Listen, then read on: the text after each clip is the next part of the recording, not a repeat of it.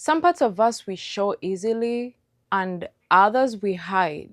Not because they're bad, but because we've learned to hide them. And yet, those hidden parts shape everything: how we feel, how we connect, even how we create. Hi everyone, I'm Hilda. Today we're diving into something that we often ignore: the shadow.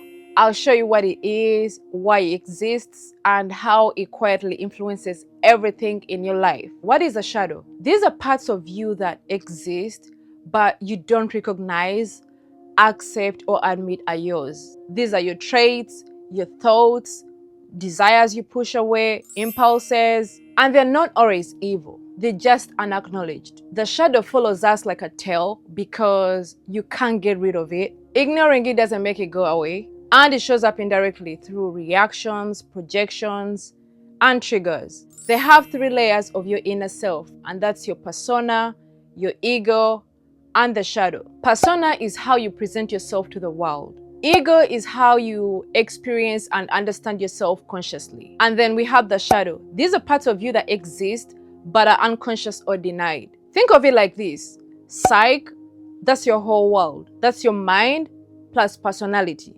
Persona is the mask.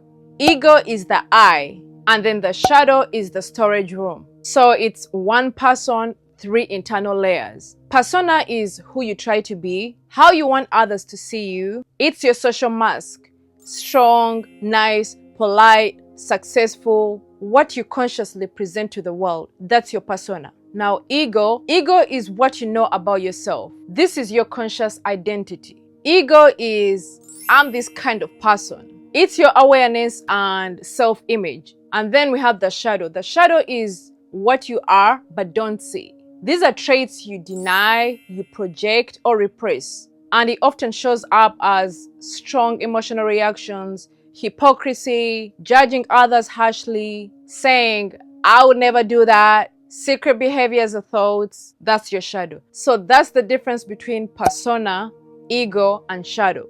Let's talk about how the shadow originates. We are born whole, and let's hope we die whole. As kids, we learn what is acceptable and what's not. Traits that are disapproved of are pushed out of awareness. Anything that doesn't fit cultural roles, family expectations, moral or religious standards gets repressed into the shadows. The shadow is not chosen. It forms automatically as survival mechanism. All the refused and unaccepted characteristics don't go away. They collect in the dark corners of our personality. When they've been hidden long enough, they take on a life of their own, the shadow life. We hide parts of ourselves to gain love, safety, and belonging. Let's talk about what goes into the shadow. These are traits that are labeled as bad or wrong: anger, selfishness, sexual impulses, laziness, aggression, envy. Positive traits can be shadowed too if the environment discourages them: power, confidence, leadership, creativity, and sensuality. Let's talk about the persona and shadow relationship. The stronger and more good the persona, the stronger the shadow. Why? Because society rewards politeness, control, niceness, moral correctness, things like that. This pushes the opposite traits underground. A very good person often has a very dark shadow. Society links ego with right and shadow with wrong.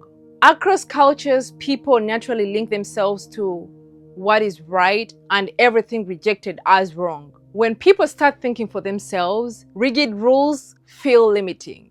Independent thinking creates conflict with strict moral systems. Extreme moral behavior, or should I call it fanatism, often shows hidden fears or inner doubts. People may act harshly or rigidly to prove they are right, even if inside they feel uncertain. Healthy balance comes from following society's rules without denying your inner shadow. Awareness of the shadow prevents rigid moral judgment, fanatism, and inner conflict. Owning your shadow starts with noticing it. You need to recognize the parts you hide without judgment. That awareness is the first step towards living balanced and whole. Thank you for being here. I'll see you next time.